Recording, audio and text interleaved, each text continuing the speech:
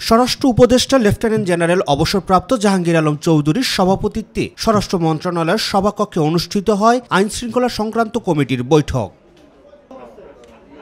বৈঠক শেষে স্বরাষ্ট্র উপদেষ্টা জানান, বৈঠকে স্বাধীনতা দিবস এবং ঈদ উল ফিতরের আইনশৃঙ্খলা পরিস্থিতি নিয়ে আলোচনা হয়েছে এবং আমাদের যে ঈদ উল ফিতরের আইনশৃঙ্খলা পরিস্থিতির ব্যাপারে আলোচনা হয়েছে এবং যার দায়িত্ব ওইটা বন্টন করে দেওয়া হয়েছে।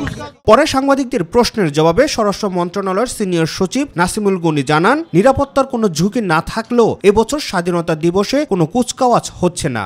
নর্মালি গতবারও যখন হয়নি এবারও হচ্ছে না এখন, কারণ আমরা এখন আছে একটা প্রধান উপদেষ্টা বলছে একটা ওয়ার ফুটিংয়ে আছি, আমরা আনন্দ করার মেজাজে নাই। ঈদকে কেন্দ্র করে চাঁদাবাজি ছিনতাই রোধে নিরাপত্তা ব্যবস্থা জোরদার করা হয়েছে জানিয়ে কারখানাগুলোতে শ্রমিক অসন্তোষ এড়াতে সঠিক সময় বেতন পরিশোধ করতে সংশ্লিষ্ট কর্তৃপক্ষকে নির্দেশ দেওয়া হয়েছে বলেও জানান স্বরাষ্ট্র মন্ত্রণালয়ের এই সিনিয়র সচিব। ঈদ উপলক্ষে শ্রমিক অসন্তোষের সমস্যা থাকে, সেগুলো মিনিমাইজ করার জন্য যা যা পদক্ষেপ নেওয়া দরকার সেগুলো সংশ্লিষ্ট সকলের সাথে আলাপ করা হয়েছে। যেমন শ্রমিকদের বেতন নির্ধারিত সময় তাদের যে আলাপ হয়েছে সেই নির্দিষ্ট সময় যাতে দেওয়া হয় সেটা আমরা নিশ্চিত করার জন্য বিকেএমই এর প্রধানরা আসছিলেন, তাদের সাথে কথা বলেছি।